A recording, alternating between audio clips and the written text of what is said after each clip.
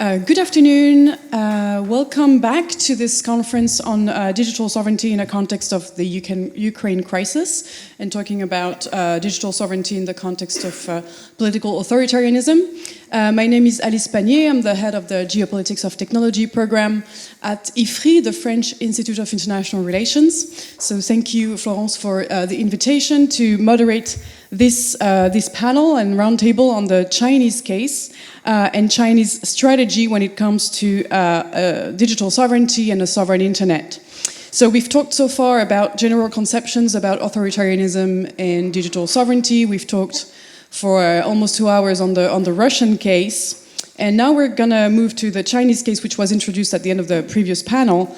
And it's actually probably the example that comes first to mind when we think of a country trying to become more independent when it comes to digital technologies. So in this panel, we're going to discuss the Chinese definition of digital sovereignty, as well as the strategy that it's trying to implement in order to reach its goals.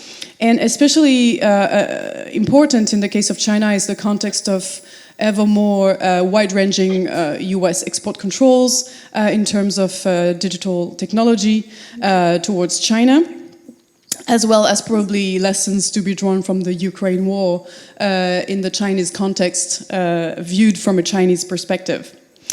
In order to discuss all of those issues, we have until 6:45 Paris time. And I'm going to introduce our first speakers who was joining us online, Roger Kremers. You are a lecturer in modern Chinese studies at Leiden University, and your research focuses on Chinese domestic digital technology policy and China's growing importance in global digital affairs. So you will introduce us to China's conception of cyber sovereignty and its strategy for a sovereign internet. Each of our four speakers today will have between 15 and 20 minutes to introduce their thoughts. So without further ado, I give you, Roger, the floor. Thank you. Merci et bonjour à tous. C'est toujours un plaisir de pouvoir vous rejoindre, mais dommage, c'était pas possible à raison des causes pratiques de vous joindre à Paris aujourd'hui. Mes excuses pour cela. So we are going to talk about China and sovereignty, and what I'd like to do is work you a little bit through exactly where China's claim to sovereignty comes from. Because China's claim to sovereignty isn't unique. For quite some time, we've been using the word sovereignty in the digital environment to essentially make a case about authoritarianism, where we said sovereignty is something that countries like Russia and China, who are very clearly non-democratic, want. What we've seen in more recent years, however, is that sovereignty as an organizing principle is increasingly being co-opted by democratic states. These include India and Brazil, but they also very clearly include the European Union. For instance, the European Union discusses the GDPR very much in terms of digital sovereignty. And more recently, the new quote-unquote Geopolitical Commission under Ursula von der Leyen has also been very clear that sovereignty in the digital realm for them is an essential component of the strategic autonomy that the EU now claims to pursue. So from the outset, what I want to make very clear is that there is a link between sovereignty and authoritarianism, but that link is not exclusive or automatic. What I would then like to do is sort of take the Chinese perspective. Essentially, I want to explain to you why Beijing looks at the world in the way that it does, and I'm doing so from an analytical perspective, right? I'm looking for the logic here because there is a logic and there is a rationale. What I explicitly do not wish to do is justify or defend that rationale. That's definitely something we can come back to in the discussion. What I am saying is that this is how China looks at the world, this is how the Chinese leadership looks at the world, and that therefore is a situation that we have to deal with, whatever we think about that from a normative perspective. So where do we start? We can start perhaps from 2 points, and one point is in 2010. In 2010, China publishes the white paper on the internet, which is the first consolidated document by which China sought to outline a comprehensive approach to the way that it thought the governance of the internet should be organized at an international level. And that is really the first high-profile mention of the word sovereignty in cyberspace. That document, however, was a very clear reaction to a series of events that had taken place earlier that year that really brought the notion of sovereignty to political prominence. And the first one of those was Google leaving China. And Google left China, you may remember, in the beginning of 2010 in response to growing Chinese governmental demands for access to data of users in China. And this would include, for instance, Gmail-related data of people who are well known to be dissidents. Google thought that was, Google saw this demand as unacceptable, but also very damaging for its business model generally, right? Once it would become clear that the Chinese government would have access to Google data, obviously that might have precipitated an exodus of users from the Google platform worldwide. And obviously, when you run a large platform company, that's not what you want. 2 weeks later, Hillary Clinton, at that point in time, Secretary of State, it outlined something that became known as the Internet Freedom Agenda, an ambitious foreign policy initiative by the United States to defend, uphold, and expand universal freedoms on the internet. Now, Beijing has always been convinced that whatever it is that the United States does, it is always targeted at least partly against Beijing, and that's very much how they saw this as well. So to a very significant degree, you can see the beginning of the word sovereignty by Chinese policy officials and policy institutions as very much a response to that very clear American declaration that they would stand for online freedoms. That could be one starting point, but we could even go further back. And the interesting thing is that Hillary Clinton made that speech almost a decade almost to the day after her husband, when he was president, mentioned the Chinese internet in a 2001 speech where he very famously said that he believed that Chinese efforts to control the internet would be like nailing Jello to the wall. And Jello is a sort of like soft jam-like sweet, which obviously is very difficult to nail to a wall.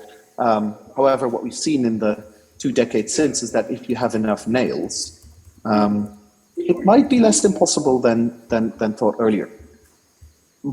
But 2001 already was a very interesting year from the standpoint of online sovereignty, because that's the first year that someone is convicted criminally for internet-related speech crimes. This was someone who had run an email list with American articles about Chinese policy, which were seen as subversive. And so in 2001 is really the first time where we see someone in China being convicted for subversive online activity.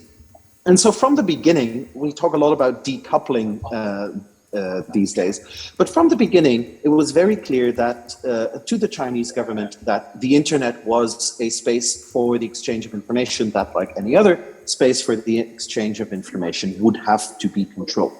So already from the beginning, even if sovereignty wasn't a word that was used, it was very much a practice that was practiced. Now, what do we mean with sovereignty? And what have we seen in the last decade of development of the Chinese sovereignty concept? There are two arguments, or there are two components here that I want to mention. The first is sovereignty as a legal claim. Sovereignty as a principle where the Chinese government asserts a particular right under international law to govern its cyberspace as it sees fit. And this obviously has multiple consequences that stem from that, and multiple reactions to a dominant perception of cyberspace as it existed at that time. First, this is a very clear claim that cyberspace has to be territorialized, right? Boundaries exist in cyberspace just as they exist within the real space, the Chinese argument would be. And within those national cyberspaces, national governments have a monopoly on regulatory power. This not only flies against a dominant conception of the internet at that time that, information wants to be free, information doesn't know boundaries, and from a technical perspective, it can be said that the internet really doesn't recognize borders in very many ways. But China very clearly responds against that. A second element that it responds to is the notion that authority should be held by states. And this then counters a dominant perception that the internet really is a multi-stakeholder something with the private sector in the lead. When you look, for instance, in the way that internet governance was organized, the technical functioning of the internet, a key organization there is ICANN, the Internet Corporation for Assigned Names and Numbers. And ICANN runs the addressing system, which performs the technological function of making sure that packets sent from one device can arrive correctly at another device, regardless of whatever kind of network lies in the middle between those two networks.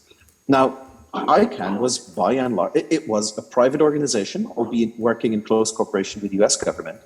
But ICANN governance reflected something that was called the multi-stakeholder model, where governments were only one of the very many kinds of actors involved in governing the technological functionality of the internet, and not even the most important ones. Just next to the corporate world, next to the technology community, next to civil society in general. And what China there says is no. Private actors too are subject to government authority. We reject the multi-stakeholder model. And third is sovereignty as an anti-hegemonic claim. It is not a coincidence that by now, pretty much the only country that really hasn't sort of come up with a doctrine around cyber sovereignty yet is the United States. And I think to a very significant degree, this stems from the fact that the US had and still has a dominant commanding position within the entire technology stack. Most of the technologies are American. Most of the companies are American, be it at the infrastructure level or the semiconductor manufacturing level or the online services level. The US very clearly has a preponderance of capabilities, and we've just seen that demonstrated very clearly a couple of months ago, where the US has used sovereign power to kneecap the Chinese semiconductor industry in the similar way as it used sovereign power to block the availability of high-level chips for Huawei and has imposed other export sanctions against Chinese companies.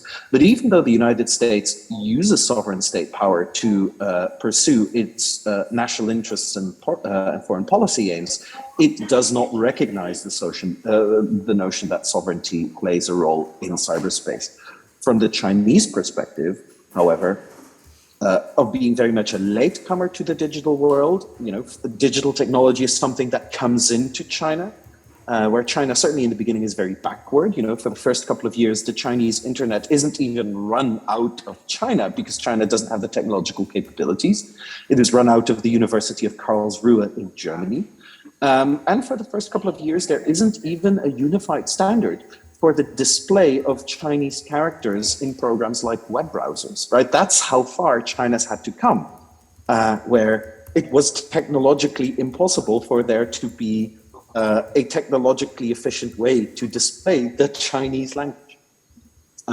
So from the Chinese perspective, the digital world isn't something that was born and bred within China. It's something that comes in from abroad, and where from the beginning, although the Chinese government was always convinced of the potential benefits that digitization could bring in socioeconomic terms, but also in terms of transforming the functioning of the state, it was also very wary that this could be a conduit for foreign influence, be it through foreign information, but also be it through leveraging vulnerabilities that are brought on by reliance on foreign technologies. So how has China then sought to realize that legal claim. And this is a second component that we need to look at. It is one thing for China to assert sovereignty as a legal right. It is another thing to make sure that it has the capabilities to exercise that right in a real world. And here I would like to point to three overarching trends that the Chinese government, or three overarching mechanisms that the Chinese government has used in its pursuit of sovereignty in the digital realm. And the first one is territorialization. This is what I mentioned already before. It is the drawing of boundaries in cyberspace to ensure that within those borders, the Chinese government can actually intervene in digital processes. And there are multiple examples of those. The Great Firewall is a very clear example of a border being established for information. The Great Firewall of China is there to deal with information being created abroad, which cannot be affected by China's extensive domestic censorship regime. So information is checked at the border. And if it's not lawful for China, it is not allowed in. But we can also point at the expansion of data localization requirements and the increasing strictness of things like data export controls to really look at how China has sought to create boundaries around Chinese cyberspace. We also really see this in the topology of the internet in China, where the number of international interconnection points between internet infrastructure within China and the global internet is very small indeed. Last time I checked, I think there were only 3. The second tactic that the Chinese government likes to use is what I call indigenization. And indigenization is the notion that a lot of security concerns can be prevented by ensuring that the online world within China is run on Chinese technology as much as possible. And this is nothing new. It's always flabbergasting to me. It's also always very surprising to me how the Chinese government has been clear about this very much from the start. There are documents dating back to 2003 where the State Council Working Group on Informatization already identified that Chinese reliance on foreign telecommunications infrastructure, foreign telecommunications technologies created strong dependencies, and that these dependencies would result in national security concerns, and that it should be a core component of Chinese policy, of Chinese technology policy, that China would be able to be self-sufficient as quickly as possible. So we see words emerging like 自主可控, indigenous or autonomous, and controllable. So the idea of indigenous technologies is really a core component of Chinese technology policy for pretty much 2 decades. And we see that in realms like telecommunications. That's one of the reasons why Huawei is so important. We see it in the online sphere, where pretty much no foreign online company has any significant presence on the Chinese market except Apple. And in the case of Apple, that is related to the fact that iCloud services are very closely connected to the hardware and operating systems that Apple sells in the integrated manner that it does. iCloud data centers then or Chinese iCloud data centers have to be located in China and are under the strict supervision of the Chinese government. There's been good reporting by the New York Times on this. We see this in terms of the 352 program, which Beijing announced in 2019, where the plan was to fully indigenize computers in governmental and critical infrastructure systems within 3 years. Essentially, the notion being, certainly after Snowden, we simply cannot rely on American tech companies to act in our best interests. So we want to make sure that our domestic tech industry develops as quickly as possible, so that it actually has the capabilities and competences to fulfill our own domestic needs. And the last tactic that I want to mention is investment, because it's all good and well to say we want to indigenize, we want to draw boundaries in cyberspace, but you don't get an advanced digital industry out of nothing. And so what we see is that over the last decade, the Chinese government has invested heavily across the board in research, in development, in education, in the creation of infrastructure, in the creation of a domestic market for Chinese technology products, but also in the creation of new foreign markets for Chinese technology products, which then generate export income that Chinese companies can use to grow more powerful. We see this in things like the establishment of the National Cybersecurity Center in Wuhan, which is a sort of combination of an industry park and a school, which is intended to train about 500,000 cybersecurity experts over the next decade. So it's really the Chinese government throwing very considerable efforts behind efforts to gain greater technological competency. So all of that adds up to a policy whereby Chinese autonomy and the ability of the Chinese Communist Party to maintain the integrity of the political regime and to exercise or to realize its own program are paramount, because that's what sovereignty is about. It is the entitlement and the ability of the Chinese Communist Party to maintain regime integrity and to maintain the ability to realize the party's program and its policy goals. The interesting thing, however, is, how does China respond when other countries exercise sovereign power? And a very clear example of that we've seen over the last couple of years, where the Chinese government has protested vehemently against the American exercise of sovereign power in sanctioning Chinese companies. That's all that I want to talk about for now, but I really look forward to the rest of the contributions as well as the questions and the discussion. Thank you. Thank you so much, Rogier, and thank you actually for making it very easy for me to transition to our second speaker, who is Anupan Chander, who's professor of law and technology at Georgetown University's Law Center, so in the United States, and he's an expert on the global regulation of new technologies, and he's going to talk about digital sovereignty from a US perspective, actually, and what you just said about Chinese concerns about US's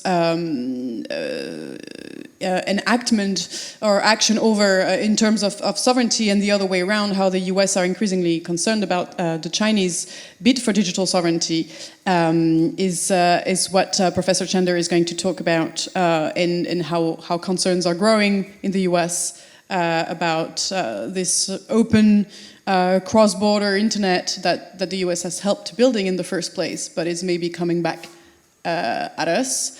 I'll give you the mic manually, actually, because you don't have one near you. Here you go. Thank you very much, and it's certainly a delight to be on this panel with these great speakers whose work I admire. So digital sovereignty came by default to the United States. We never had to think about it. We began with it. It was in the foundation of the internet. It was natural to us, and so we've never worried about it. When you see these terms in U.S. governmental documents, they are complaints about other countries that are kind of harming the global internet through their own assertions of data or digital sovereignty. That's how that framing appears in US documents. So it's, of course, the reason that this is the case is because of the geography of the internet. The geography of the internet means that most of the companies with which Americans engage are based somewhere nearby. Somewhere, maybe it's across the country, but it's somewhere within the country largely. But this also meant that, unlike what the normal view is, that there was no law of the internet in the United States, actually, all the law applied very quickly. So there's a lot more law in the United States of the internet than maybe obvious. So the first privacy action by the FTC is 1998. It goes against GeoCities, which is a Yahoo company, and it says, "Hey, you are doing things with data that's not exactly what you're saying you're doing." And so there's a FTC order against Yahoo. I'm not, of course, trying to say that the American approach to privacy is anywhere close to the European approach to privacy. That's not what I'm trying to say. But we have lots of class actions that involve privacy or other data issues for the early decades of the internet. And we obviously have a kind of complex of laws that come in. Now, as you know, with respect to privacy, those laws tend to be targeted at particular domains. So there's sectoral approaches, children's privacy, health privacy, financial information privacy, educational privacy. We already had, from the 1970s onward, governmental privacy statutes in place. So so there's strong privacy laws that regulate what the government can do with data. And so it's just important to be aware of that. Now, this meant, of course, that we didn't demand things like data localization because the data was already localized. Okay, we didn't have to say, hey, bring the data here because it was here. We didn't have to demand, some kind of submission to jurisdiction or these kinds of questions. And when it came to issues of how speech would occur on these platforms, by design, the platforms created their systems to comport with American rules. And those American rules, of course, allowed for a great deal of freedom online. And that's the way they approached it. And of course, what really happens is the Communications Decency Act of 1996, and in particular, Section 230 of what is the Telecommunications Act. And that statute essentially says the companies can define their own content moderation systems. They are the judges of that content moderation system. The government will not judge how it's carrying out its own content moderation system. And this was designed to encourage companies to create their internal content moderation systems. Because the United States the government didn't have the power to tell Yahoo or Google or what would be Facebook, and Google didn't exist at the time, but the Googles that would come or Facebooks that would come, what to take off these platforms. Right, because the First Amendment was so broad that it would have, if the government was ordering takedowns, that would have interfered with the person's constitutional rights, and including the platform's constitutional rights. Now, this brings us to China. We see the first major kind of blow up in 2010, as Roger pointed out, with Google declaring, with Google quitting China, saying you are compromising, our Gmail, etc., and you're also demanding all these censorship things that we cannot participate in. And so it quits, and this then leads to a great declaration from Hillary Clinton as Secretary of State, embracing the Internet Freedom Agenda as Roger described. But 3 years later, Roger didn't highlight this, he mentioned this, but let me just highlight this a little bit more. The United States was gripped by the Snowden revelations. And you've all recognized how they affected Europeans. And this led to the huge decade-long backlash within Europe dealing with American companies. But this was also true in the rest of the world. Everywhere else, they saw these revelations about what was happening with their data. Okay, so you can go around the world and see how the NSA didn't choose Europe as the place that it's grabbing data. It was grabbing data everywhere, right?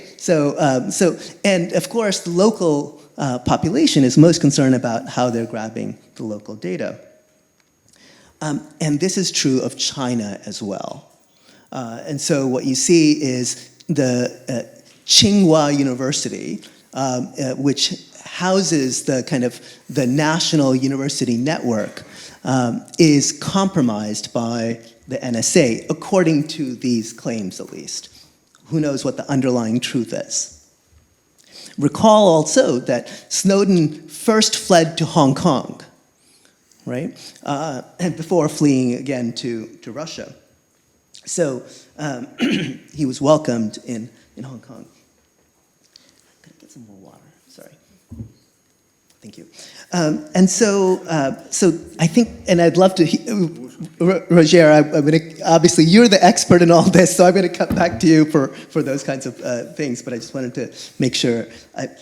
And so let's fast forward, and then we have things like the OPM hack, which is, OPM is a term that's well known in DC, but it means Office of Personnel Management. It's so well known in DC because so much of DC is personnel whose data is in this database, and a huge attack that is generally seen as attributed to China, which compromises this database. So the possibility that, you know, if you work for the government and your data was in this personnel management system of the government, the federal government, it now is in the hands of the Chinese government. And so lots of concerns about that are growing at the time. And in 2018, Congress passes, you're probably familiar with CFIUS, the Committee on Foreign Investment in the United States, that has long said, hey, if you invest in the United States, we want, and this has national security implications, we want to control what you can invest in, what you can buy in the United States. In 2018, Congress passes a statute that kind of strengthens CFIUS, but directs it to focus on issues of personal information.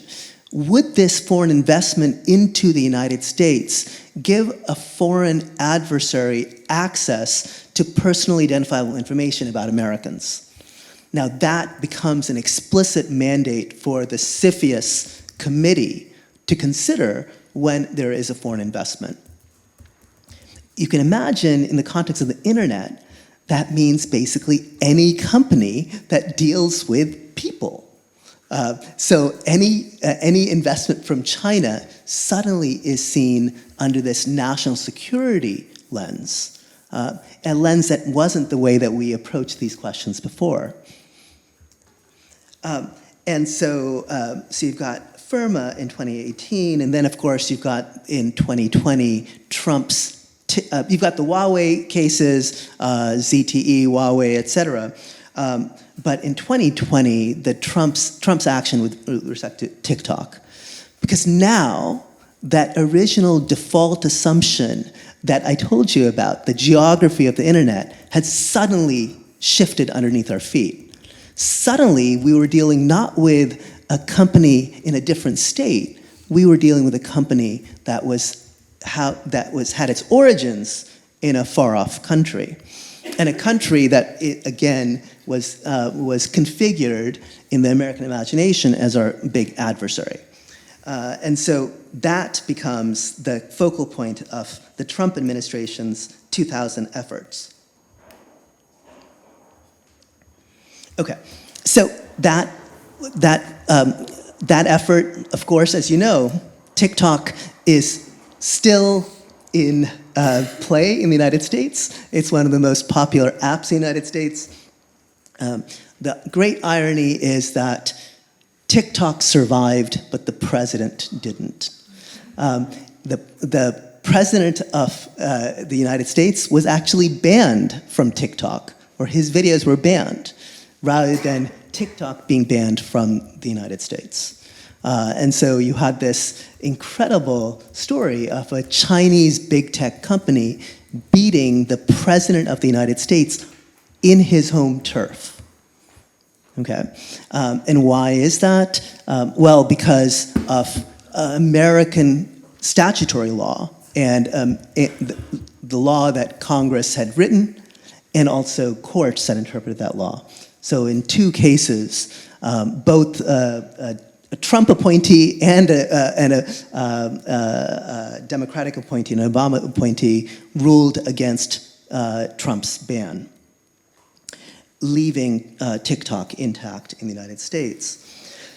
Now, fast forward to the Biden administration. The Biden administration withdrew one of the executive orders barring TikTok. It instituted instead a general review that's much more like the FIRMA, let's make sure that our data is safe, not focused on any particular app, but just more broadly. And I also want to mention this something called what was briefly called the Alliance for the Future of the Internet that the Biden administration proposed. Okay, and so let me quote from that just to give you a sense, because you'll recall the Internet Freedom Agenda that Roger mentioned, which was the framework for the US approach to the global internet was a free and open global internet. That's been the foundation of our approach to internet policy across the world for decades now. So this, here's the wording from the Alliance document that the White House, this is a leaked document. It's not, this is leaked by reporters. The Alliance has a positive and collective advantageous goal to advance democratic values and the rule of law by offering the benefits of an open internet for those who adhere to basic principles and protections while declining those benefits to non-adherent nations. Okay, so what they were really proposing was to split the internet into two: a good internet and a bad internet. And so this was the kind of framing coming from the Biden administration now, okay? And so I think largely, I suspect because of our allies actually pushed back against this framing. And it was not the Biden administration that retreated from this framing, but rather our allies that convinced the Biden administration to maintain a kind of more global, open policy. And so the kind of geopolitics of this are fascinating.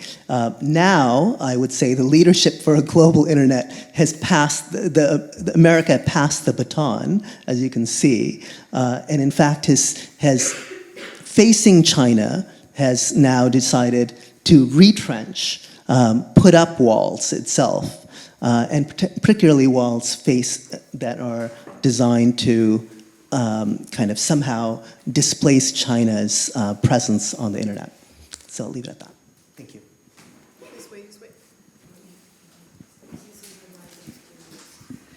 Thank you so much for moving to how the perception has changed in the US as the architecture or the balance of power in terms of who's the main, who are the actors of the global internet and the global basically software and apps market, how that's changed the US policy.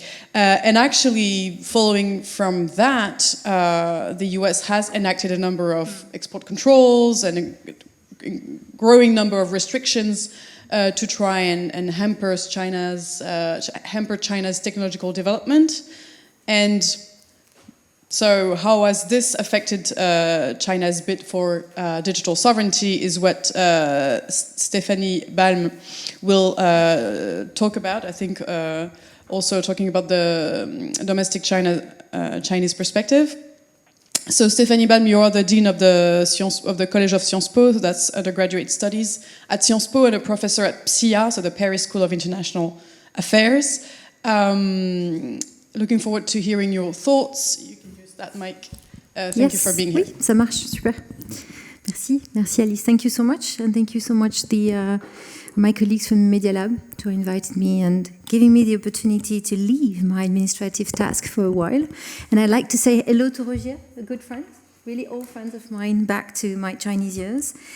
So I think I'm really going to focus more on the tech aspect than really the internet dimension and digital dimension. And my contribution might be a sort of continuation of what both Roger and yourself have expressed in your presentation. So to make it very simple, I think I'm going to outline two aspects. The first one is the what I call actually an active decoupling strategy by the American governance with China high tech. So it's definitely active in a way that it's different from the European Union. The European Union is not organizing, currently speaking, an active policy to decouple China from the rest of the world in terms of tech. And it's been very active recently. Surprisingly, from Europe, we thought that Mr. Trump would be about the most aggressive that we could find in China, and then we found that Mr. Biden found a really nice way to be more aggressive, actually. So it has been recent and active, and it's really aims at decoupling China's high tech.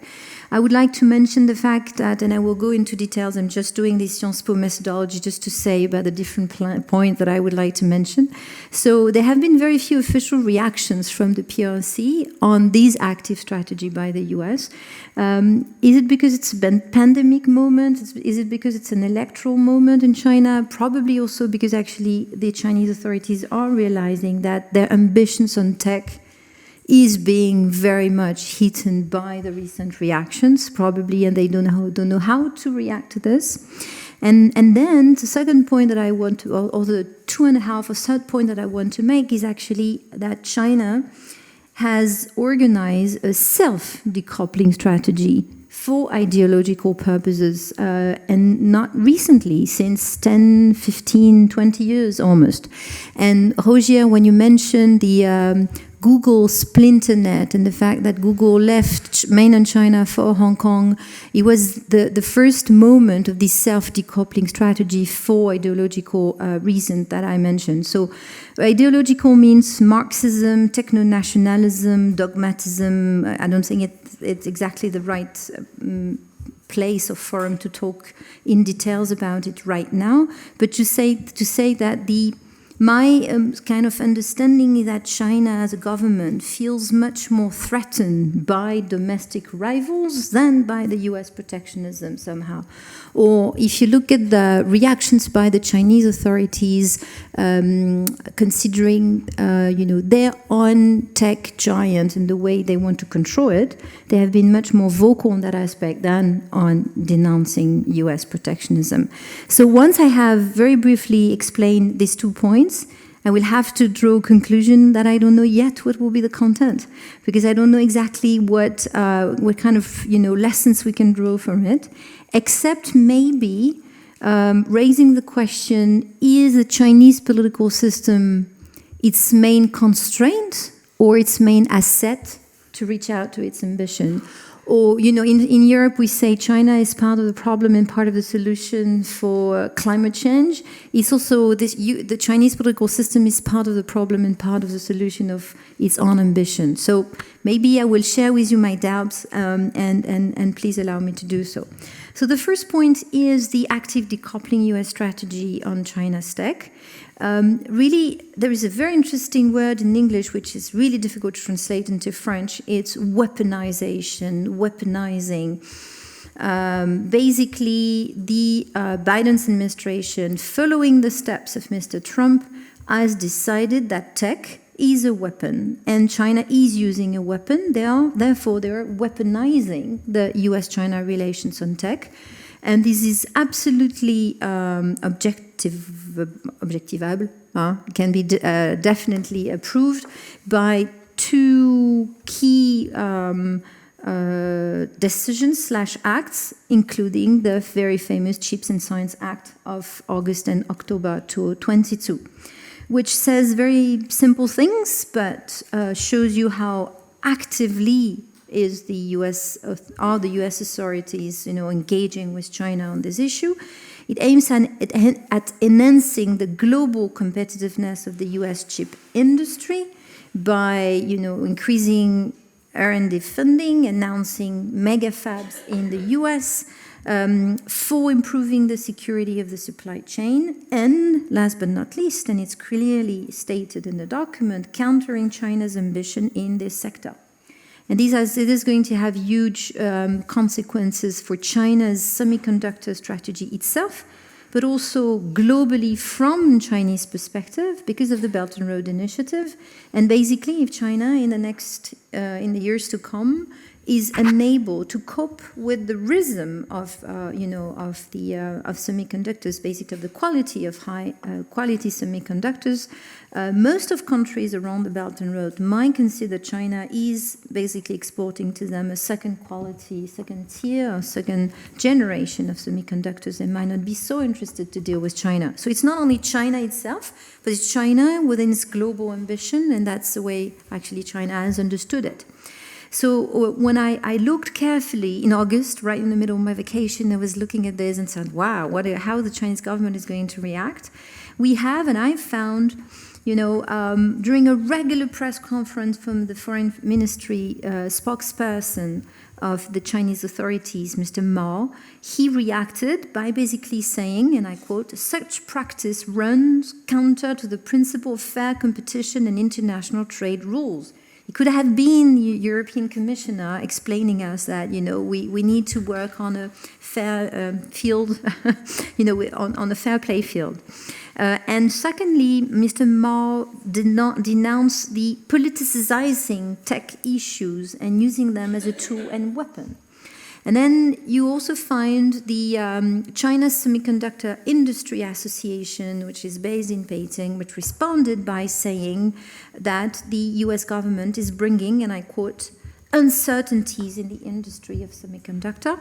And then a series of professors just like you and me, close to the government, well, I'm not so sure whether close to the government, but the Chinese counterparts close to the government, explaining that we shouldn't pay in China too much attention with what is going on right now in Washington. It's all about domestic politics in the US, and China has a plan, which is a two-step plan, as we know, by first of all using the 20 nanometer chips and developing the new high nanometer chips, and also basically working on the China's market size, and saying that they were extremely confident of China's self-sufficiency in the domain. So if I have to summarize, because I'm not going to give you the long list of small reactions by not the top, officials in China reacting to what happened in following the Science and Chips Acts, but there are three key arguments that you find. First of all, saying the Chips Act will backfire and hurt US companies. Secondly, and it's linked to the first one, many US-Chinese companies, as they depend on China's industrial base to maintain their global competitiveness, will lose their global competitiveness. This is the second argument. The third being, subsidies from the CHIPS Act will be absolutely insufficient to lure companies away from Chinese markets because the Chinese market is much less expensive. So these are the key arguments, and I think that we always need to decenter our perspective, and it's quite important to understand from China how they get it. Now let's move to something that we observers in Chinese politics have witnessed, which is actually if you put aside the US active strategy, decoupling China basically, what we have witnessed since Google left China is actually that the Chinese authorities, in particular under Mr. Xi Jinping, has organized a self-decoupling policy, meaning that the Chinese authorities, with the deepening of the authoritarian system and the over-personalization of Chinese politics, could be summarized as one sentence: the fear of non-state actors, the fear of anything else which is not belong to the Chinese Communist Party, which is not controlled by the Chinese Communist Party, and also with a sort of ideological idea that Mr. Xi Jinping has invented a new mode of governance, and this new mode of governance is definitely proves to be much more civilized, stronger than the US one, than the Western ones, and will be able to make of China in 2049 the first scientific superpower, the first tech superpower, and therefore long life not to the emperor but to the CCP. And so the Google splinternet, the splinternet effect of Google, this is one thing that we've already mentioned. But you might remember the document number 9, which was a 内部 document, which was an inner document from the CCP, was then known worldwide, and it lists a number of forbidden aspects, and one of these on this list precisely it shows that civil society should be scrutinized. Basically all the civilian system that will be developed under Xi Jinping is explained under this document number 9. You also might have came across the Great China Firewall, which is by definition a way of splitting China from the rest of the world. The evolution of the digital cultural revolution, with one side no civil society, in particular in internet, the repression of internet in China, and I just finished on this point because it's linked to tech giant. The numerous attack on tech giants in China, because they're non-state. In particular, you all know about Alibaba and Tencent in particular. Mr. Jack Ma, who disappeared for some time, and the financial aid part of Alibaba, which was suppressed. The vice president of Tencent, Mr. Zhang Feng, was also under arrest, and the key probably reason why was that the CCP thought that he was controlling data against the CCP, was developing a lot of data which could have been used by the public security, and we never know in the Chinese system whether the public security is playing with or without the CCP. So you understand how much there heavy politics here. And following the 20th Congress, which has just finished and extended the mandate of the General Secretary, Mr. Xi Jinping. After the 20th Congress, the shares of China's tech giant decreased immensely. Tencent, Meituan, Baidu, there is no one which share didn't decrease. Didi was fined $1.2 billion for collecting data from users' mobile phone, and I could go on and on and on like this. Just to say that even without Mr. Trump, even with Mr. Biden, that China's big tech giant have to face one key enemy, their own political system. And these put together, make us think, then how can China cope with the situation? So I think I'm about to address the conclusion somehow. A really difficult, presentation to conclude because only times will tell. But so how can China cope with the situation? First of all, China does have a strategy on semiconductor, just as China has a strategy on about everything. And even before Made in China 2025, then the 2017 AI plan, artificial intelligence plan, the Internet Plus. I mean, there are many, many plans, long. There are plans of plans. It's Soviet-style economy, and also what had been called a high-tech Colbertist system. So we all know in France Colbert, where this idea of a highly planned economy was this notion of techno-nationalism, where basically civil and military science and tech are all fusioned together on purpose for the sake of the development of the nation, political and for political purpose, and a key development where research is funded by the state mainly.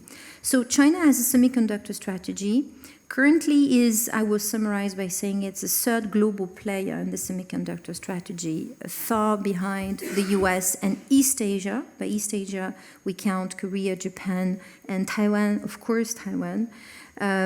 China is in the semiconductor strategy really good at one aspect, which is the aspect where the US is not good at. It's what is called the OSAT part, the outsourced semiconductor assembly and test. So basically, it's at the end of the chain. At the beginning of the chain is design, that's where the US is really good at. And at the very end, where you don't see the US, China is really good at it. And globally speaking, in terms of innovation, China has improved immensely. Is number now 11 in the world in the Global Innovation Index. Much better in output of innovation than input of innovation. But what I mean is, considering its political system, so far, China has done very well. And it's also one of the reasons why the Chinese authorities are saying it's precisely because we have this type of government that we're so efficient. No one else I've done the same around the world, whether it's France or India or anyone else. Now, so somehow you could say that, as I said in the introduction, Chinese political system is part of the solution in the way that it can plan. There is a long-term strategy. Apparently, there is no political ambivalence or non-safe insecurity. Apparently speaking, it doesn't seem to be the case recently with the white paper revolution, as it is called. But so probably the best we can say that its political system is its best assessed and its main constraint. It was probably too, until now, when China has to fight domestically only against its own enemies, its political system was its main asset. Now that China will have to also deal with the international agenda of the development of semiconductors, and at the top of the list is the US, it might be very, very different. So the consequences of it, let me conclude by quoting the Red Queen theory. I don't know if most of you know about the Red Queen theory, but the Red Queen refers to Lewis Carroll's Alice in the Wonderland. When Alice is running very fast, and at one point she asks the Red Queen why does she have to run so fast. And she said, it takes all the running you can do to keep you in the same place. For me, these sentences is exactly what China will have to do. So China will have to run even farther, more than ever, just to keep in the same place. And will that have an effect on its political system? Probably yes. Yes. Thank you.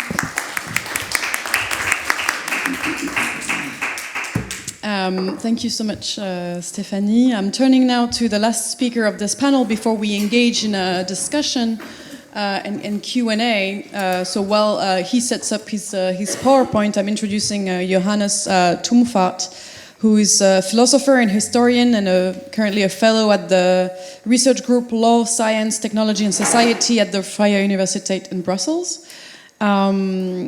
Johannes is going to talk about what the Chinese example tells us about the concept of digital sovereignty, which we started this today's conferences with this sort of more general concern, more general discussion about the concept of digital sovereignty applied to authoritarian countries. We've talked in the previous panel about the Russian case, now the Chinese case, and so perhaps it's time to start sort of drawing some more general lines of conclusion about what we're learning from those cases. So if you're ready, I give you the floor. Yes, please. You hear me probably clearly. So I have been already introduced. Johannes Tumfart. I'm I should also mention my funding, a Horizon 2020 project. I'm not sure that might. Doesn't it work? It works well, I think. Yeah. If you're very close. Yeah. Okay. So I have this funding this Horizon 2020 project, and I'm working at the Freie University Brussels, but that has already been said. My talk is based on 2 articles that I wrote. One is called The Norm Development of Digital Sovereignty Between China, Russia, the EU, and the US from the late 1990s to the COVID crisis 2021 as catalytic event. So that formulates a broad history of digital sovereignty in different jurisdictions. And you can download it also here with this nice QR code. Then you get directly the PDF. Should work because we have already evening, and so there's nice light conditions. And then there's this other text that I published together with Wan Shu Kong in Global Studies Quarterly, and it's called A Chinese Precursor to the Digital Sovereignty Debate, Digital Anti-Colonialism and Authoritarianism from the Post-Cold War Era to the Tunis Agenda. So why the Tunis Agenda? That's a moment when digital sovereignty became, at least in a sense, an international law norm and was internationally recognized. The sound is not great. Yeah. Okay, good. Yes, so therefore this time frame. This is an interesting article because it was digging a little bit deeper into the history of cyber or information sovereignty in China. And going to the origins. And what I'm going to do now is I'm going first to talk about the anti-colonial understanding of cyber information sovereignty in the 1990s, then the turn towards extraterritoriality under Xi from 2013, and then I will formulate what I call the digital decolonization paradox. I will follow with a caveat what is interesting about this in terms of intellectual history first. And then what can the developing world learn from this, and what can democracies in the global north learn from this? Important here to remember the title is The Chinese Strategy and the Concept of Digital Sovereignty, a Cautionary Tale, right? So it's not so great what one can learn from that. So I start with the beginning. The discourse about cyber information sovereignty starts in China around the year 1996. With Wanglu Chuchuan and Xingqi Chuchuan, cyber and information sovereignty, and Chinese scholars that are very important here are Guan Xie and Gong Wenxiang, and they denounce the US's cyber colonialism and cultural imperialism and cultural hegemony. And it's really interesting that they use already these terms. As you maybe know, like the digital colonialism debate is a debate that is led at the moment, and they use this term already from 1996 on. That even goes further back, actually. They refer with their arguments to the NWICO debates, which are the New World Information and Communication Order debates at UNESCO. They were held in the 1970s and 1980s due to the development of international satellite communication at the time. And as you can imagine, the problems related to satellite communication are similar problems as the problems related to the internet and jurisdiction. So these leaders of the developing world, for example, India played a great part in this. They demanded cultural sovereignty and the decolonization of information. And the idea was that they said it's very hard to produce information and culture, but you can reproduce it easily. So the head start that the Anglo-Saxon countries have, like Britain and the US, it would make it impossible for those countries to develop homegrown indigenous industries in that respect. That was also part of the new international economic order. And here there's a classical example, a quote by Guan Xie from 1996. Every state should have equal sovereignty over communication and information. Communication media should not be used to interfere in other states' internal affairs. Every nation should enjoy self-determination in communication and information. Again, 1996. Of course, people who know Chinese foreign policy will see that that also relates to China's 5 principles of peaceful coexistence. So next to economic aspects that were that were represented in the NWICO. Of course, there's this fear of democratization via digitalization. And I think Anupam and Roger, they have already talked a little bit about this. Here is a very famous text from 1996, written by Nye and Owens. Those were advisors to Bill Clinton's government at that time. And they conceived of this idea of America's information edge. Here in 1996, again very early, they write, the communist and authoritarian regimes that hope to maintain their centralized authority while still reaping the economic and military benefits of information technologies discovered they had signed a Faustian bargain. And the Faustian bargain is, of course, what has also been called the internet dictator's dilemma. You open up to the internet and you want to benefit from the internet, but what you get is maybe dissidence, democracy, and so on. And that is a dilemma or Faustian bargain as it is described here. And this article in that time came with this illustration. It's a little bit a tacky illustration with the American eagle throning over computers and information networks, and clearly it has like an ironic quality, right? It's like tacky Americana or so in Foreign Affairs when it was published.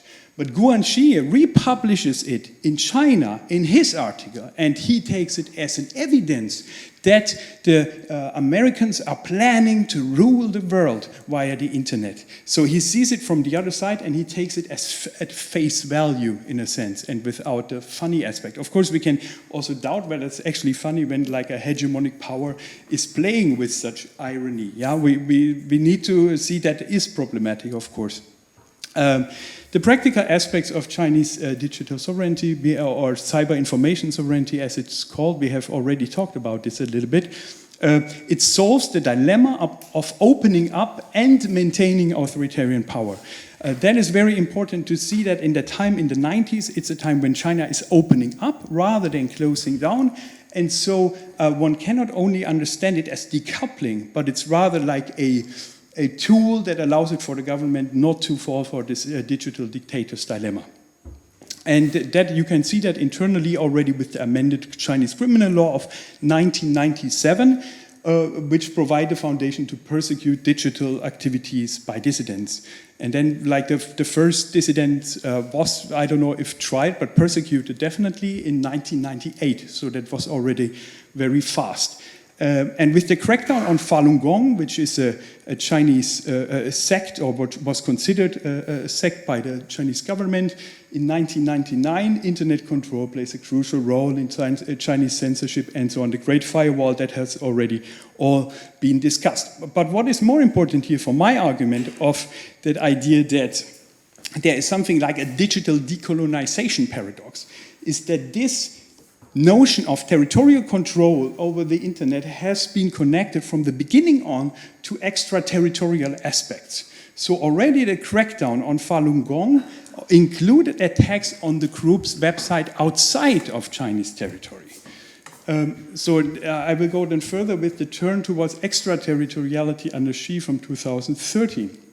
So since 2013, also with Xi, you have the Chinese economic expansion with the Belt and Road Initiative. Since 2015, you have the loose mandate of Digital Silk Road.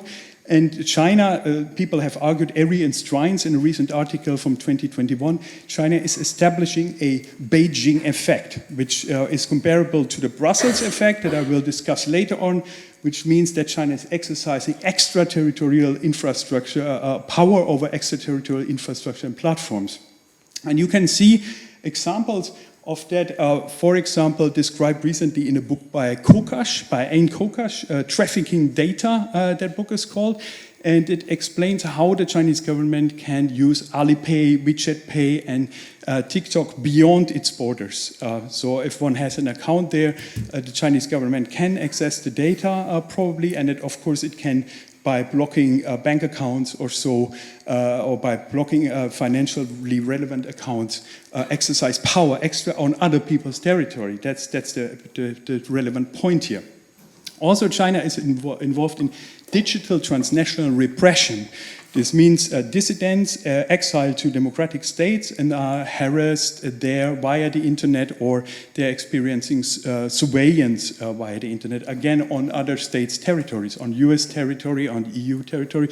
Here's also a QR code to a recent article that I wrote together with Markus Michalsen in 2022 about this phenomenon of digital transnational repression.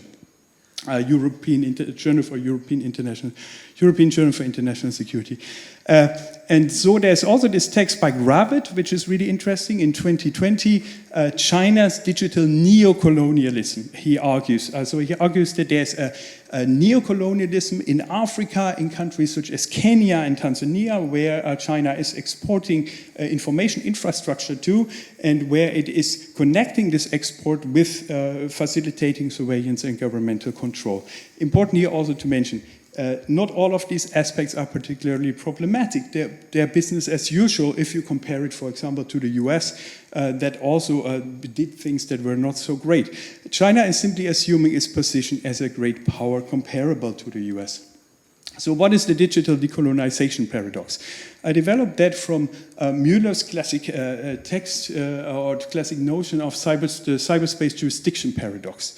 That's the paradox that states they're pursuing jurisdiction over the internet, and by pursuing jurisdiction over the internet, they are forced to transcend their territory, because the internet is in itself a transnational entity. So when they want to control it, their regulations and their policies have effects on other people's territory. I argued something similar together with Paul de Herd. 2018, we called it the cyberspace sovereignty trilemma, which goes in a similar direction, but it's not exactly the same thing. And the digital decolonization paradox is something very similar. Those governments want emancipation from global digital superpowers, like hegemonic powers we have heard before, but they use this claim to establish closed-off networks of censorship on the one hand.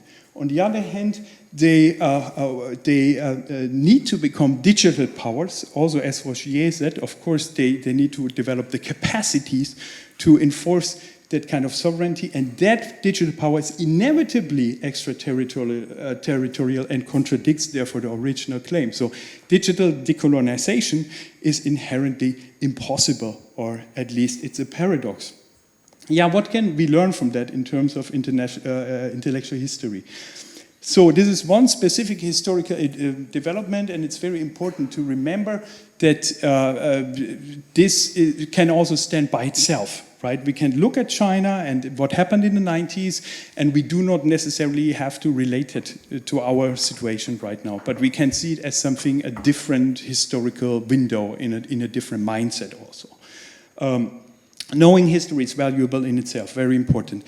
But there's also a history of concepts of internet governance beyond the West. That is very important to recognize, that Chinese intellectuals are writing stuff, they're debating, they have ideas, and not all ideas come from Europe, obviously, and from the United States. But this, I mean, it's a triviality, but actually that is something that happened in the digital sovereignty debate, where Western researchers were very quick to say, oh, this doesn't make any sense, or I invented this term now. There are several texts who give that impression, although that is already a kind of old concept. So, of course, invention without considering long non-Western history is a problem that is a form of intellectual colonialism, one might say. What can the developing world learn from this? Obviously, provided that there are sufficiently big domestic markets, there's a distinct culture. I think that is very important also in the example of Russia that we have discussed earlier. Like a distinct language, a distinct culture is helping to like fence an internet or to produce a splinternet, obviously, because other people cannot access it so easily. So given that is all, given big domestic markets, distinct cultures, distinct languages, a partial digital decolonization can be achieved. And that can, for example, be relevant to India, which has several indigenous languages, or to the MENA region, which is primarily Arabic speaking and which would have some of the qualities, but of course it's not one country, but several countries. And of course, US domination of the internet is not problematic because the US is particularly malevolent, but because it creates a monoculture. However, states should be aware that this comes at the price of the digital decolonization paradox. This means this will not work. It will not work to decolonize the internet, to establish national rule over digital networks completely. But the paradox will remain to be unsolvable. And I think it's crucial that states are not getting too entangled into this paradox, and they should be aware of that. Otherwise, they could overshoot, they could produce authoritarianism and economic nationalism and so on, which could lead to destabilization. Finally, what can democracies in the global north learn from this? The concept of digital sovereignty in the form of souveraineté numérique is discussed in Europe since Bernard Benamou and Laurent Sorbier. They visited this World Summit on the Information Society in 2005. And that is something that I think Roger was also referring to, where China and other states promoted that governments should have control over internet governance and not ICANN's multi-stakeholder model. And so via Benamou and Sorbier, this discourse entered the French and with that the European discourse. And what we have then is, funnily, that notion of digital anti-colonialism was also imported to France, which is, of course, kind of strange. If French people, like with their colonial history, highly problematic colonial history, and one could say still post- or neo-colonial structures, criticized the US for being a colonizer, right? Here in France, Catherine Morin-Desailly did that, and Pierre Bélanger. And of course, that's a form of historical revisionism, because US digital colonialism is simply not as bad as French really existing colonialism and British and so on. And I think this accusation is also inaccurate when it comes to US-EU relations, because you see the US-EU trade balance is clearly not a trade balance of a colonizing power. I think digital services is one of the only fields where the US really has more exports. So the accusation is inaccurate, and it creates this appropriation of this victim perspective. And that is problematic because it's populist and misleading. Yeah, in France it's problematic, in Germany it's even more problematic if German theorists or politicians call the US an occupying power and speak of digital occupation power. That is highly problematic because it clouds the judgment of such things. So regulatory digital sovereignty has always extraterritorial aspect. As said in the beginning by Rocher, you can understand the GDPR also as a form of digital sovereignty, and now the DSA and the DMA, that is all communicated under this idea that Europe is establishing a kind of sovereignty over digital networks. But other people see that also as a form of regulatory imperialism, because they argue, why does the EU have such a great regulatory power? Why is there the Brussels effect? It is there because the EU has this extreme consumer power, right? And so that also does not come from nothing. One might also understand the increased worry regarding foreign interference as a mode of digital sovereignty. We all know this rhetoric of Russian interference and so on, and there were also concrete measures taken to ban, for example, the dissemination of Russia's state-sponsored propaganda.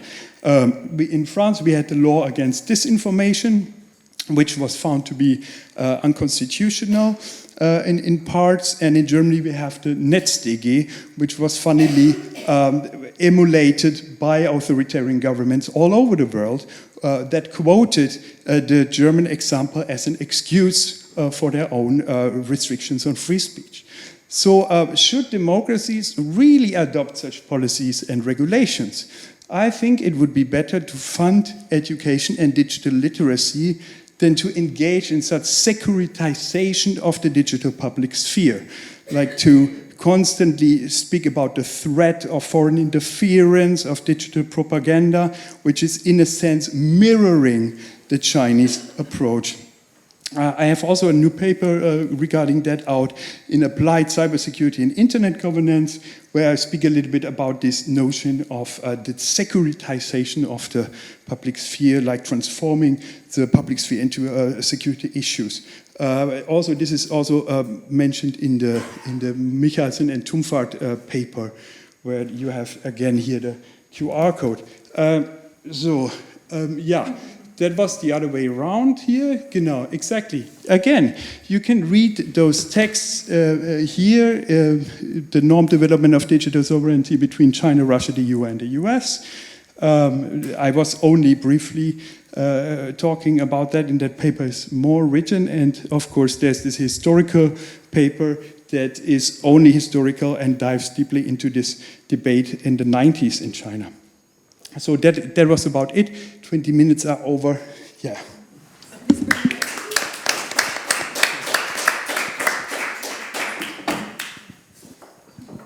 Thank you so much. That was fascinating and a great way of linking together US, Europe, China, Russia, and also the other countries that we haven't talked so much about when it comes to their bids for a degree of sovereignty, including India, which is a very interesting case indeed. And it strikes me that in the end, there are quite a few parallels, I think, between the Chinese case and the Russian case, indeed, from what we've heard in the previous panel. And even considering the European case, it seems that there are three steps or three phases when a country seeks to develop its digital sovereignty. There is the regulatory aspect and the data flows and which rules apply to the data. Then there is the logical layer, or which software are we using to process data and do things with our machines. And then there is the hardware part and the physical infrastructure of the digital technologies. And it seems, hearing from the history of the Russian case, and of the Chinese case as well, that the government's efforts start with this sort of information space, data space, before it moves in time towards actually we need to also control the software that is being used, and then the hardware, and then it gets harder and harder actually to implement a policy of digital sovereignty as you move further along the value chain and the production line. When in the end you need to make your own machines, it's not the same as simply regulating and designing laws. Right, so it strikes me that it's a similarity that even in Europe, even though the concept was used perhaps earlier in 2005, you mentioned, actually it came to the fore in the public discourse much more recently. But and I even think that when the GDPR was enacted, it wasn't so much about sovereignty then, it was about privacy, but not so much sovereignty, but in fact it was also individual sovereignty over their data. So we also followed that same logic, because now we want to make our own chips, etc. So we also followed that same steps. So if you have any reactions on, I'd be interested. But I'm also interested in the Chinese case, and then I will obviously open up for questions in the audience, so prepare your questions. But so I was talking about that logical layer of the software part of it, because we talk a lot about control over population, social control, and control over citizens' data and privacy questions in the US and the Chinese case. And then we talk also about hardware and chips in particular, and semiconductors. But we don't talk that much about software, and you mentioned, I can't remember who started with it, about maybe it was Roger, Google being kicked out of China.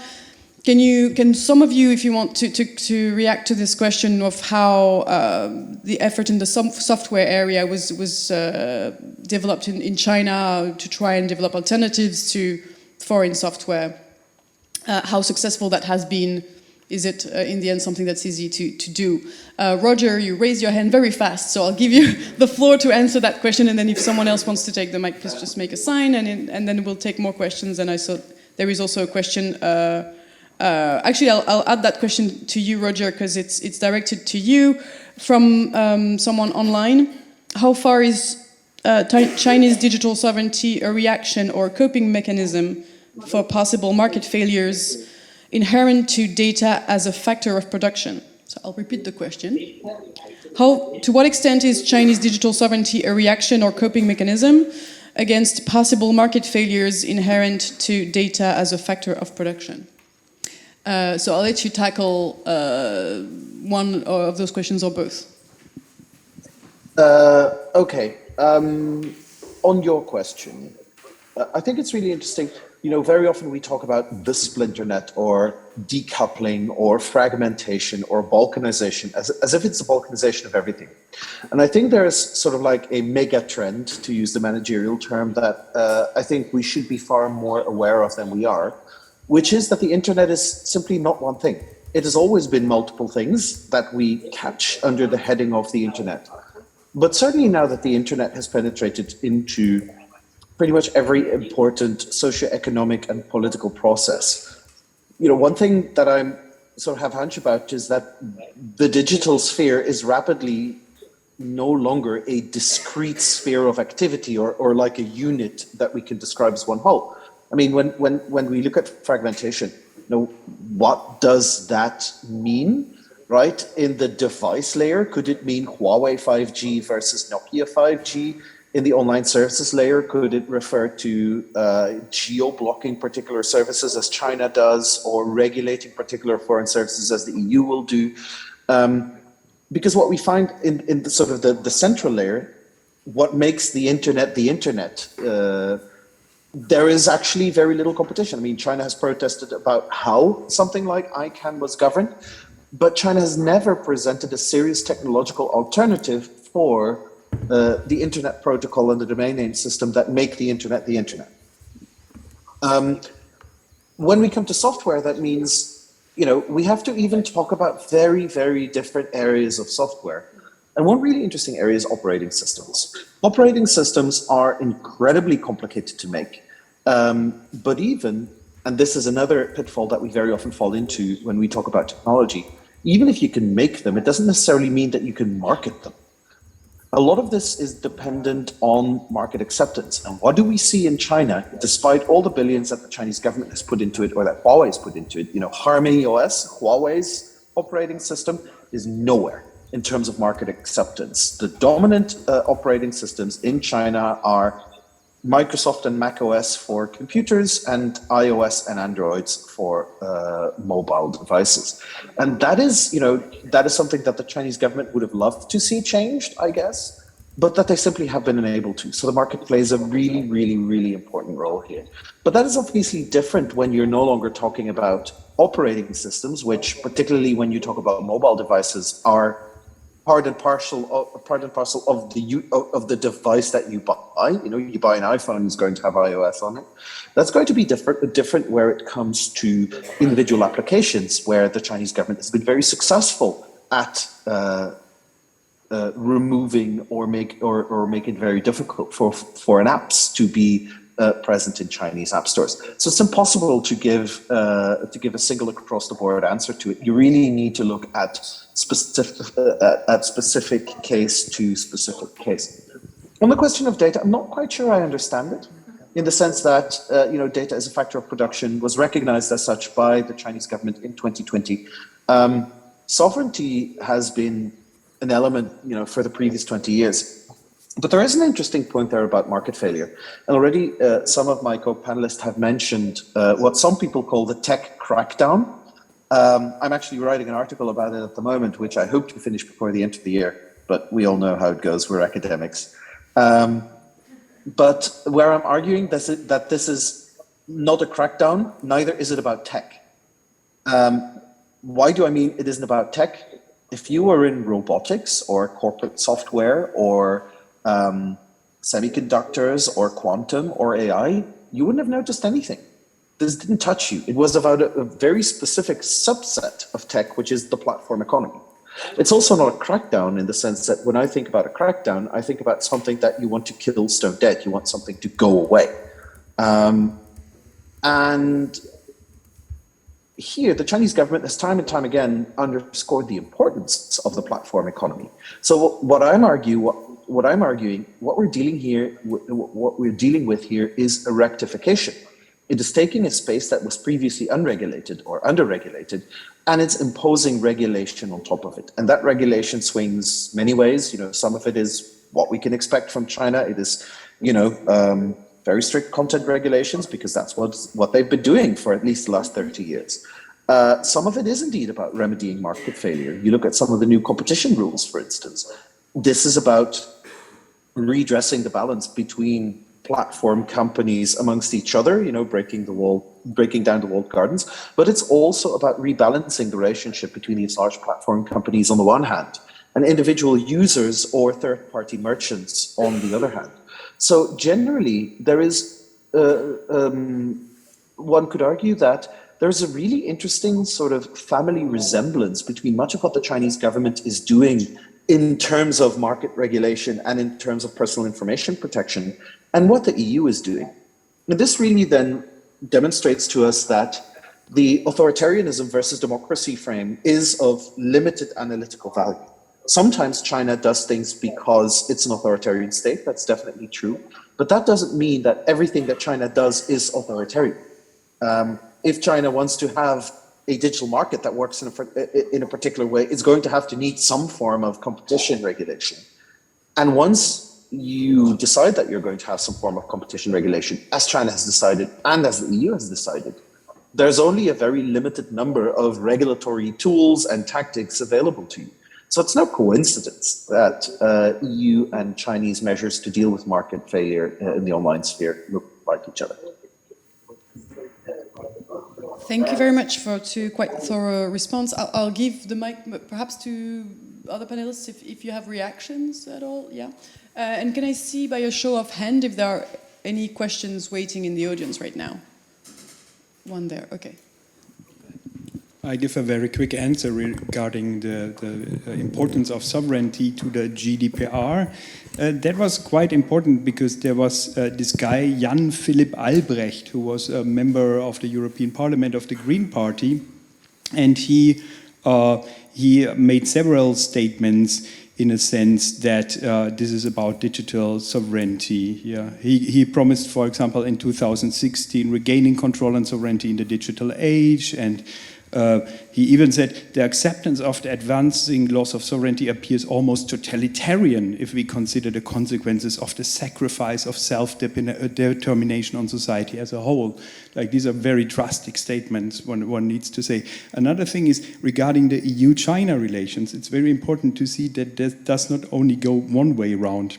As Rogier said, people in China are often analyzing and reading European regulation, and that goes back to the 90s also. So in the 90s, France was very distinct about preserving its culture, about the Francophonie and those things. And that is very often cited in those texts from the 90s, like the French protect their culture, we should do the same thing on the one hand. And also German examples are cited in a sense that the German government is traditionally very strict regarding restrictions on the freedom of speech in terms of Nazi propaganda. And that is actually cited by these Chinese sources, which is, of course, devil's advocate here to say, like, look, we restrict freedom of speech. European governments would also restrict hate speech, like Nazi hate speech. So that is really interesting that also goes the other way around. And there's something in traditional Maoism, which is like the idea that there's a triangle of power, so that you cannot understand colonization in terms of a colonizer and colonized, but there's also always a third element, and these are the states that are on the side of the colonizing power, but they are not as powerful as the colonizing power, like the dependent states. And the Chinese approach was always to seek for an alliance with these other dependent states in confronting the hegemonic power. So that is really interesting from a perspective that's typical of Maoism, not to think in dialectical terms, but to look for like a third middle ground, a third middle solution. That's just, but I'm sure the other ones also have something to say regarding. Right? Sure. Would you like to? Okay. Maybe a reaction to your points, because you try to explain the Marxist ideology. I mean, what is going on in China from within, while probably also forgetting that the Marxist ideology is a Western ideology. And so this idea of, dividing China with the rest of the world using Western political philosophy arguments, while the Chinese did not realize that actually they are doing so, I think is very important. So just to say, you might have heard about a law in France which was enacted preventing people from wearing full veils. And it was seen in China as a sign that we did not respect fully freedom. Because if we don't allow people to wear what they want to wear, that is a basic fundamental right, which is not recognized in the French constitution. So, but this argument was over-instrumentalized to cover, suppression of freedom of expression in China. So it's important to understand from within what is happening, but at the end of the day, to conclude that it's an over-politicization of conversation trying to cover the fact that is a repression of freedom of expression in China. I think this is very important to say so. And also, China is an hegemonic power as well. So all of these mean that I do understand and I concur with everything you've said, but I will add a few more sentences just to say that it's not, if you compare, what is happening in a one-party state, the example here being China, with what is happening in a very, in a democratic system which has by definition a lot of drawbacks, if you compare them terms to terms, then I'm lost in translation, and I think at one point we also need to rebalance the analysis. I suggest you continue this debate about the history of ideas and the circulation of ideas during the cocktail, because I want to give the opportunity. Thank you very much for this insightful panel. I had a question regarding the evolution of digital sovereignty, especially on China's side, because as we've seen, and I hope I will listen carefully, because I don't think I heard a single time the word soft power, but I feel like it was part of all of your discourse. And I think that digital sovereignty is also not just a technical term, but very much made up cultural, political, and ideological also biases that we have. And what strikes me is that a few years ago, 5 years ago approximately, in the West, we still didn't know anything about the Chinese web. It was this firewall thing, very scary. And since 5 years, now a lot of us use TikTok. A lot of us use digital technology coming from China. And we even have Elon Musk saying that he wants to build a WeChat from the West with Twitter. How do you perceive this evolution of the soft power discourse from China? Because China doesn't have a soft power compared to other countries. And it's really evolving in terms of this digital governance system. So do you see it playing on the side of China for their digital sovereignty? Do you see it also maybe weakening the West views on the scariness, let's say, of Chinese web? What is your view on this overall? Thank you. Sure. So let me begin with FBI Director Chris Wray, who this week said, that the TikTok was a national security threat because of this kind of soft power, the propaganda power that its algorithms might provide to the Chinese government. I think myself that that is overstated. So let me explain why. There's this trafficking data book, which is very much in that theme. That is China and its corporations giving the company's data is the same as giving the government data. There's one and the same, basically. There's no difference between the two. Then why go after these companies? Wouldn't you want them to be the most massive data gatherers in the world? You would want to build them up because they're always ultimately, within your grip. And in fact, what you see is, $1 billion fine against Didi for what? Collecting too much data. You have too much data. Well, I thought all that data was just the Chinese government's data. Doesn't the Chinese government want all that data? One of the big regulatory issues, the breaking the silos, is anger from the Chinese government that the credit data is segregated between the main credit providers. So there's not one credit score, as there is in the United States, three companies that collect files on you that compile data from across all your interactions, but rather a couple companies that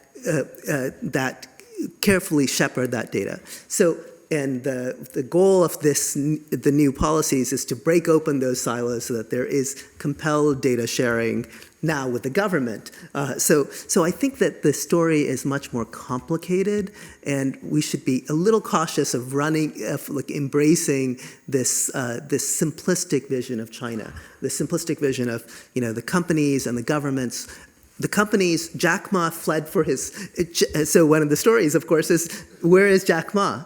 Jack Ma, as the New York Times reported, is currently in Tokyo, and so this is all true that the government has enormous power over the companies, and the company directors might be personally afraid and seek safety elsewhere.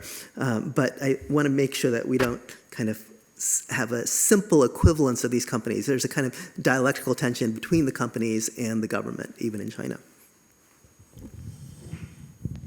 Thank you. I'll give a last round of concluding remarks and reactions, perhaps. Ah bon? Yes, the cocktail is at 7, so it's that changes everything.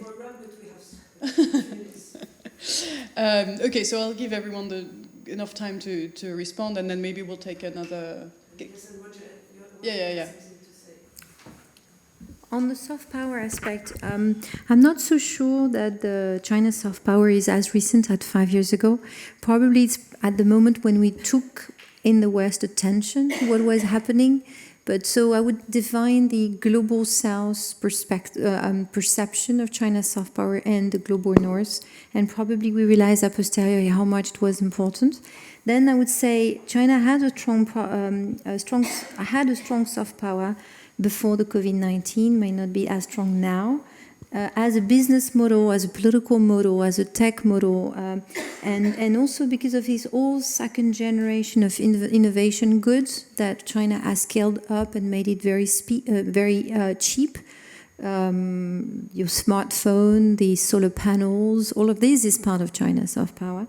And so I would say I won't be as assertive as China's soft power. A was recent and B was not important, and now is important. It's really when did we start to pay attention to it? So I think Roger had reacted first, and then I'll give you back the floor, Johannes. Yeah, a couple of things. Do we know enough about the Chinese internet? Yes and no. There is an enormous community of scholars who is looking at what is happening in the Chinese online sphere, but they are looking at it in a very uneven manner. So if you want to know about censorship or the fate of subaltern communities or contentious politics on the Chinese internet, there's an avalanche of scholarship that is waiting for you. If you want to know how the state engages with the digital sphere, there's nearly nothing. It's just not fashionable within academia to do that. or not sexy or whatever you want to call it. But in a way, it is deeply problematic that 8 years after its foundation, the academic literature has nothing to say, for instance, about the cyberspace administration of China. There's nothing, literally nothing. That will change. I've just submitted a paper that I co-wrote with Jamie Horsley at Yale. But thus far, there is nothing that sort of tries to look at what the Chinese state is trying to do with regards to the internet. So very often we present the Chinese state as a sort of Fu Manchu type caricature of an authoritarian regime because we think we know it. And that is a very dangerous perception. And the point is we actually need far more structured research into the way that the Chinese state operates because, this is a Leninist system. We have to understand it as such, and that means that the state has something to do with everything. On soft power, I'm very skeptical about the term soft power. I don't really know what it is, in the sense that when you look at, for instance, Chinese soft power efforts, the notion that China wants to influence public opinion in other countries to create more influence or to create a more conducive environment for the realization of Chinese foreign policy goals. They've been investing billions, and if the most recent Pew Research numbers are anything to go by, they've been failing miserably.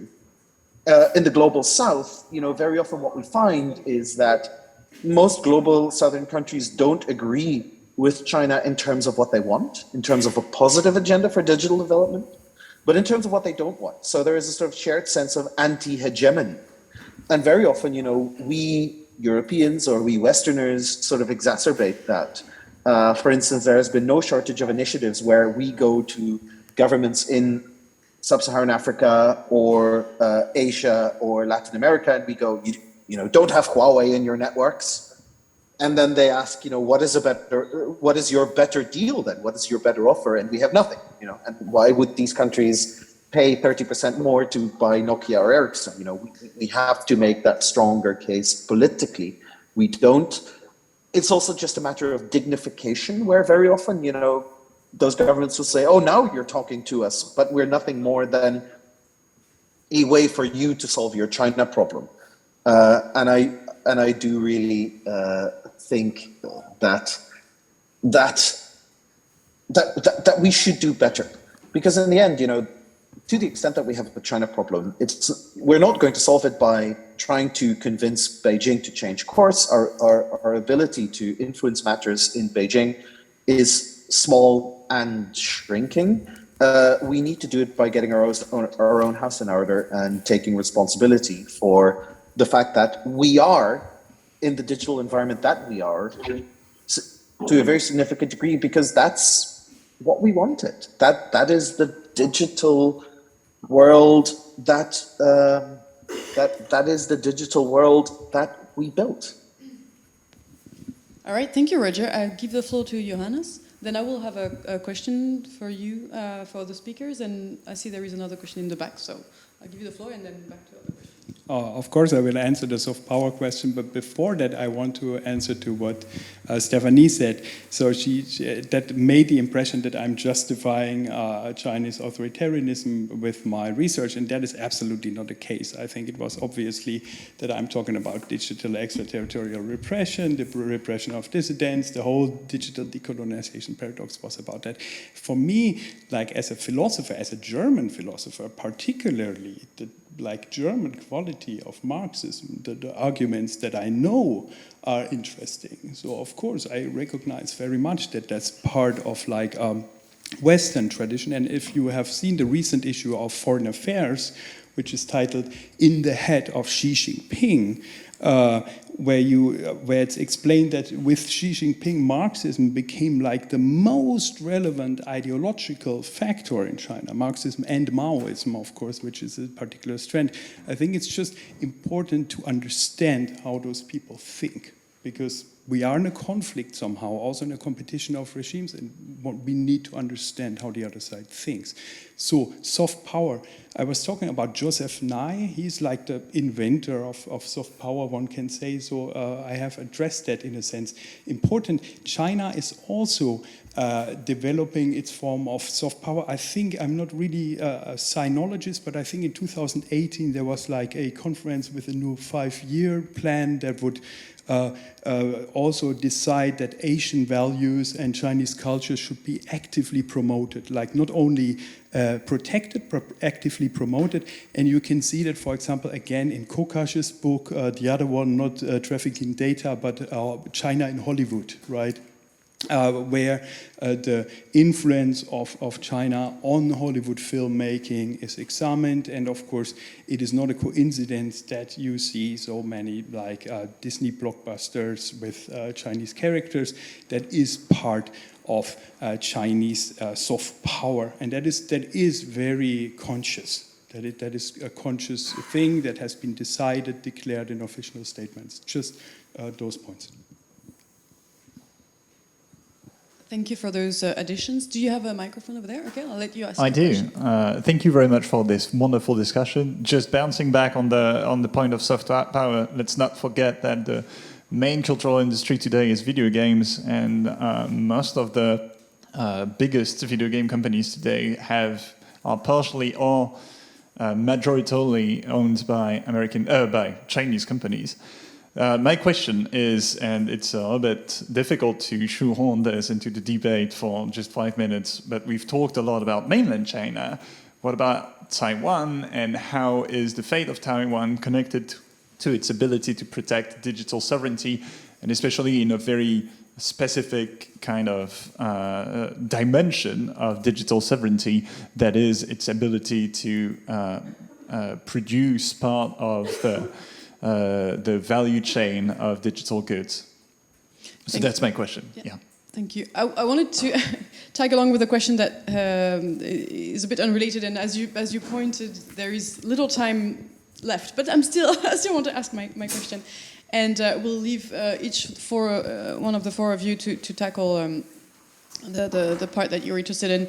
So at some point quantum was mentioned, I think once maybe by Roger, and I'm wondering, since quantum technologies are being developed in this context of super high geopolitical tensions, high degree of export controls over technologies, and so huge concerns about sovereignty and independent access to the technology, and China is quite well advanced in the competition to develop quantum computers, so is the US.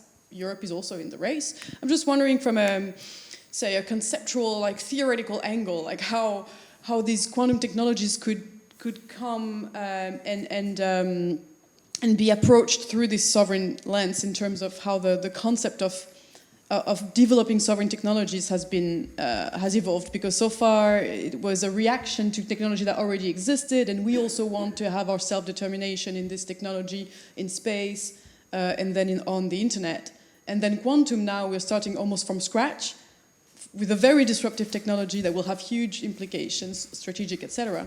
How does that question the way historically this digital sovereignty concept has evolved?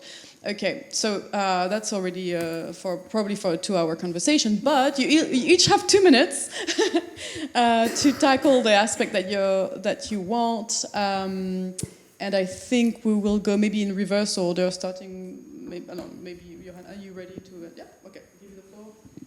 I'm just a typical academic, and I changed the subject, and I talk rather about AI development, because I'm more familiar with that, and I think the keynote this morning of Nate Persily, that was really a fantastic keynote, because he argued that authoritarian states might have an advantage in the production and development of AI, because they can engage in unlimited data gathering. And I think that is something to keep an eye on this.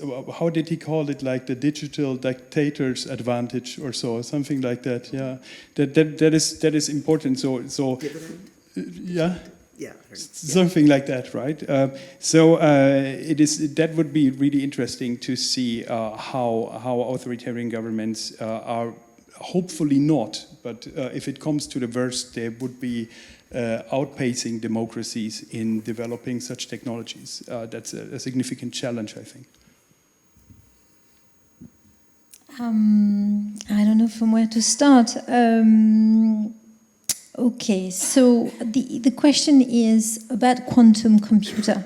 The Chinese authorities have already announced, actually, Mr. Xi Jinping, that they have invented the computer. It was before the COVID 3.5 years ago. And then the scientists behind him said, no, wait, you go too fast. Just to say that there is a lot of propaganda here, and not only from China, by the way. This is really a competition, and I understand politicians want to go faster than the scientists. But the key question is, can China move from being a country which performs innovation of use to a country that can perform disruptive innovation? So this is a key question. And quantum computer is a way to assess this. So another way to put it is, as China has reached a sort of threshold, and now will have to deploy its capacity, its scientific ecosystem in an open global world, and the fact that the world is de-globalizing will affect China. So I'm quite okay with the question. I'm not so sure about the answer. And I guess to answer it, there are a few variables to it. One is whether China will be able to continue its high level of research and development. So it's very much linked to economy. Will China be able to still, I would say, will China be able to redevelop its brain drain policy? So basically, scientists who wanted to go to the US and at one point had one foot in the US and one foot in China, and now it's going to be increasingly more difficult. And East China is attractive enough for international scientists, not only because of soft power, but also because of their own reputation, and simply because it's very difficult now when you work with a Chinese lab. You are prevented from working with other labs, because of sanctions, because of and you can be a patriot and wants to work for your country and simply is not capable of doing so because of the international sanctions that you have to deal with. So you understand this would be a long conversation, and I don't have the time, unfortunately. So I would maybe conclude by saying that, for me, what happened with the vaccines, the COVID-19 vaccines in China, is a very good example to look at what China can do, what China can't do. And of course, I'm not saying quantum computer and vaccine is the same. But the takeaway of the message of the vaccine is that so China has produced 2 vaccines, which are not considered at the top in the world, that they have refused, although they have since 2017 a regulation that allow them to import international vaccines and transform them into their own. And they could now be in a situation of facing their zero COVID policy, and they trap themselves with refusing, because of techno-nationalism, the ANR vaccines that would have helped them so far. So meaning that when you look at the story of vaccines, these Maoist framework that you rightly described mean that they want to be self-sufficient, that they want to acquire the technology by themselves, even if it takes a lot of time, and probably with using a discourse which is to say we're at the top, but the reality is they are very far from, in particular, the US science. It's too simplistic, maybe, but I don't know. So, a quick number of points. First, I think it's important to recognize that, and Stephanie started talking about this, the Chinese response to the US actions. I don't think we've seen the complete story as yet. And so we should watch that space. They have lots of, just as we have tools to hurt them, they have tools to hurt us. And so I would expect, American companies make a ton of money in China. Even if there are lots of constraints on what they can do, They are in China to make a ton of money. Apple in particular makes a huge amount of money in China. There are lots of vulnerable American and European corporations should China decide to take that with respect to quantum, the thing about quantum computing is that it's inherently a dual-use technology. It has this kind of military use, which is to break encryption. Encryption relies upon math. Quantum computing can do that math at super speed. It's quite possible that that will make the prospects of encryption more difficult. And so this is going to be a global competition, and China's capacity to innovate is really remarkable. So the final thing I'd say is our decoupling may turn out to supercharge China's technology because it no longer decides to rely upon Western technologies, and in fact, it spends a huge amount of money to developing its own. And I think, we don't know how this story ends. Final word for Roger. I'm going to also do something academic, but I'm going to sort of throw around some big words and concepts so that you can all go out and have a nice drink and I'm sure some delightful snacks while I sort of trundle home in the rain. And that is when we talk about quantum or any other technology, or indeed the technological world more broadly, there's a sort of material level to it, and there is a spiritual, I sometimes call it theological element to this. So when we talk about quantum, what are we talking about? We're talking about particular kinds of processors that if it is cracked, they might have real material utility. They might be able, for instance, to decode currently used methods of encryption, which from an intelligence standpoint is just really very handy. What you also see is that China tends to sort of go along two tracks where on the one hand, it invests in catching up in technologies under a current paradigm, but at the same time, it invests in the next paradigm, because once that paradigm is cracked, China is not behind, right? Everyone starts from the same starting point. And we all start over again, because with every technology, there is a point of rapid innovation, and then there's a point of commodification. And China just wants to be in new technological developments from the ground floor, partially also because this is economically very lucrative, right? Let's not forget, even after 4 decades of astonishing growth, Chinese per capita GDP is about 1/4 that of Europe, 1/6 of that of the United States. They've got a long way to go if they want to gain parity of prosperity with us. So all of these are hard interests, and we can talk about them in those terms. But there's also a theological element to this.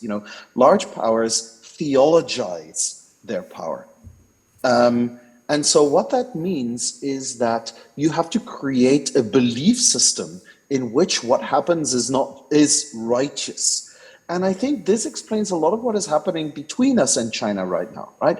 In very many ways, technology symbolized the victory of the West in the post-Cold War arrangement.